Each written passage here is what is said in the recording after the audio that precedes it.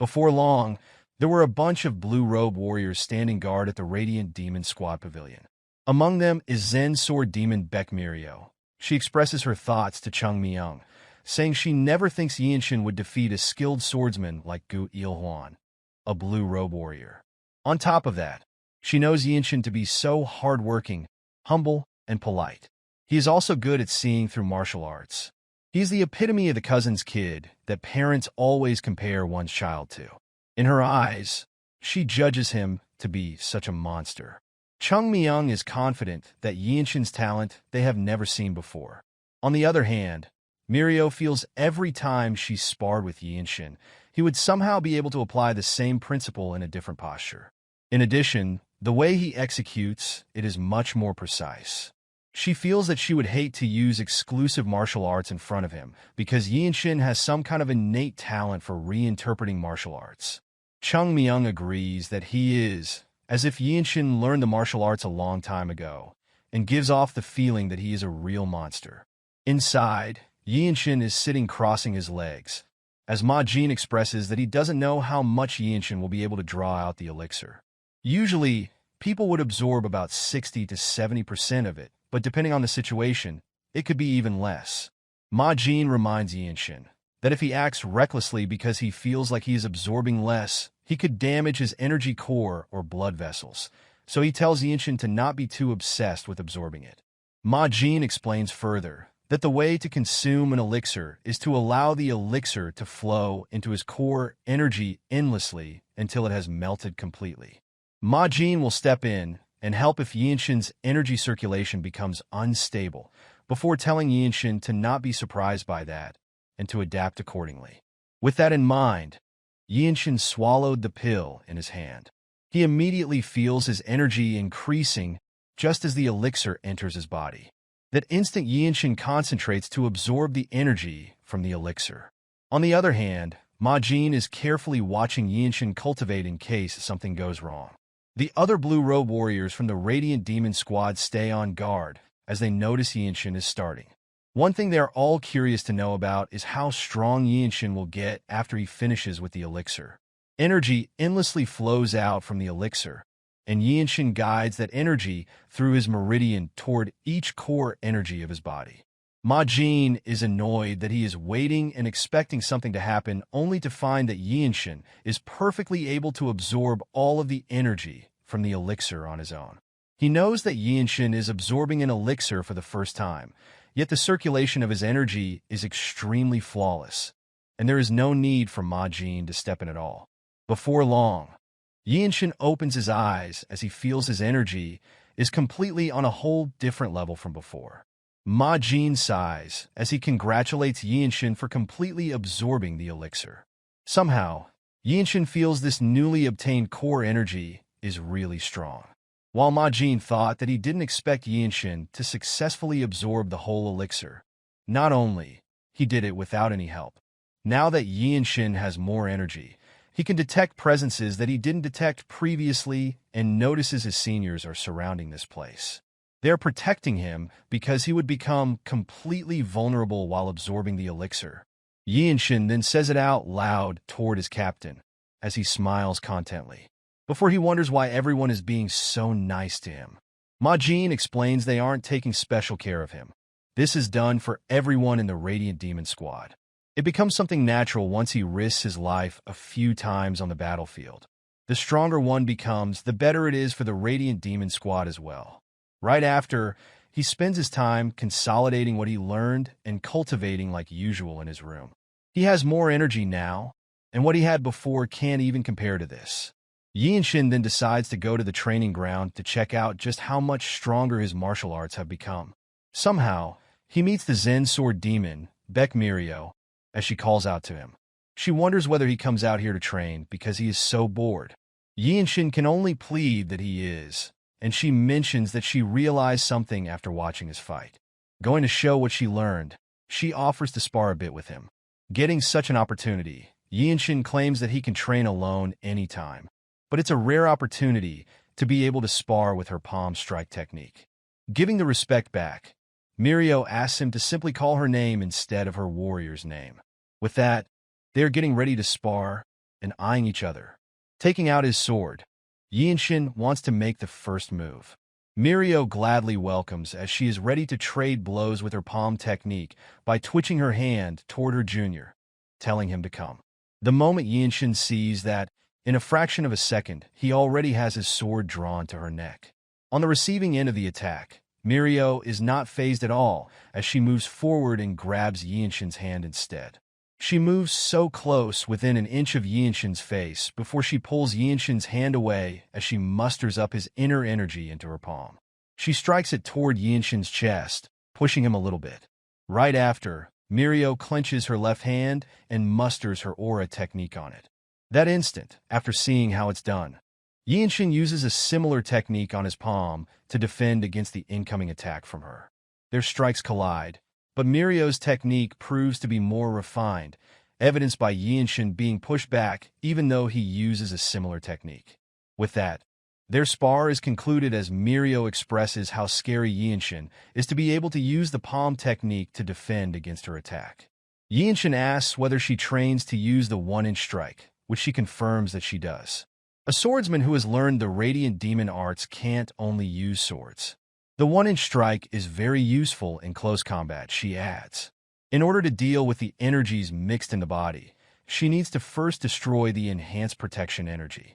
After using core energy in the burst discharge to increase tension, the one-inch strike really becomes more efficient.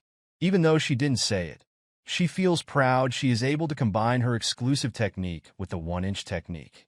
Right after, Yeonshin asks whether it is okay for him to say something. Yeonshin admits he has been more sensitive when it comes to detecting energy ever since he was young, and he feels the way Mirio used her core energy attracted his attention. This surprises her. If he is able to see how her core energy moves, it would be unheard of. But Yeonshin says that he didn't see it. He explains that he can't see the core energy that is within her body. He was only able to see the flow of the burst discharge and the waves of core energy that were generated on the outside. That is still really hard to believe, Mirio says, as she adds that even purple robe martial masters may not have energy detection skills of that level. White, blue, black, and purple. The purple robe martial masters are at the top of the Desolate Fortress's hierarchy. Mirio says maybe it is possible if it's Yeonshin, so she decides to listen to his advice. With that, Yeonshin thinks that her palm strike seems to be more suited for the puncturing technique rather than the one-inch strike. After receiving her strike, he realizes while it may seem more suited for a one-inch strike, maybe because of the way she discharges her energy, it would be more powerful if he were to use it with the puncturing technique. Out of a sudden, Mirio seems angry as she scolds him and asks whether he thinks she is some kind of idiot who can't use something as simple as the puncturing technique. She also asks whether he thinks that is the reason she didn't use it. In the end, Yeonshin doesn't push it further and apologizes for saying something unnecessary to upset her.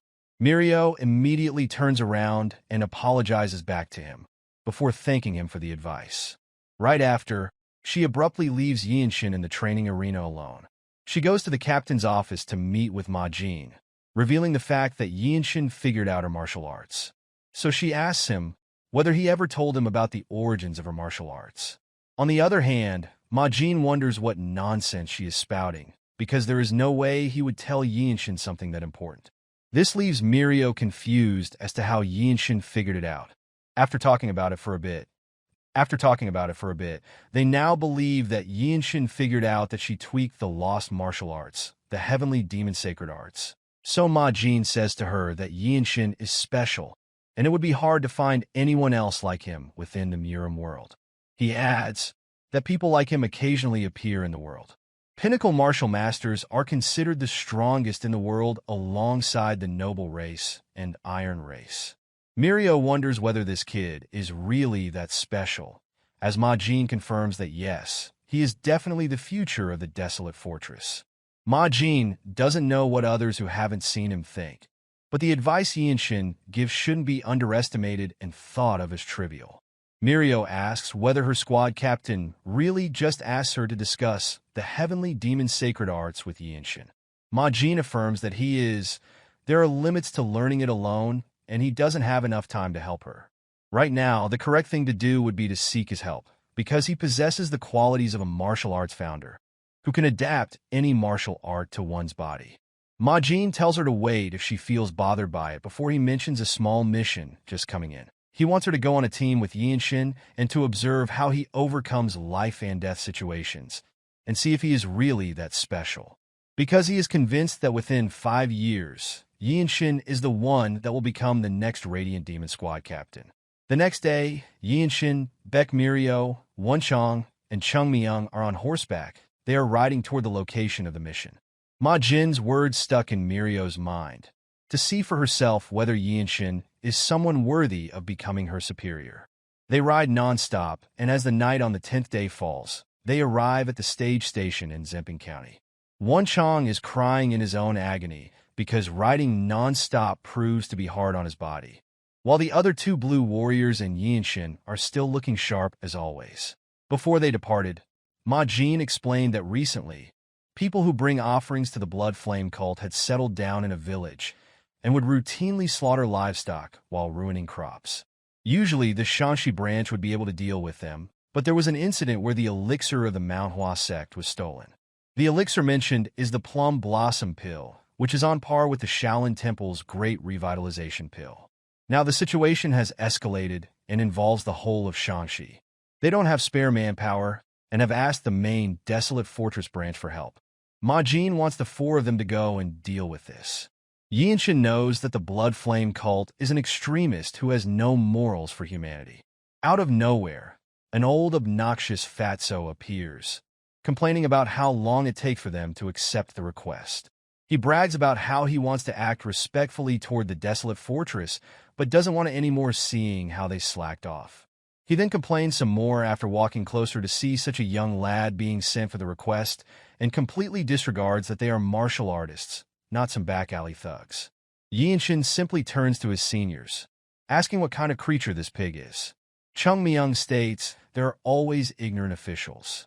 Having visited numerous countries, he has seen many of them who haven't even seen a true martial artist before. So, there are people like this pig who think that the Desolate Fortress is their broom or something. As if looking at an animal, Yeonshin asks if he can block his mute acupoint, and Chung Myung lets him before he tells them to get this over with and leave. The pig tries to voice his nasty mind before Yeonshin hits his mute acupoint, leaving him unable to voice any words at all. Right after, Yeonshin simply explains they don't take orders from him, and they leave him be. They then walk through the path toward their accommodation to rest, while Wonchong becomes aware that Yeonshin learned how to block acupoints as well.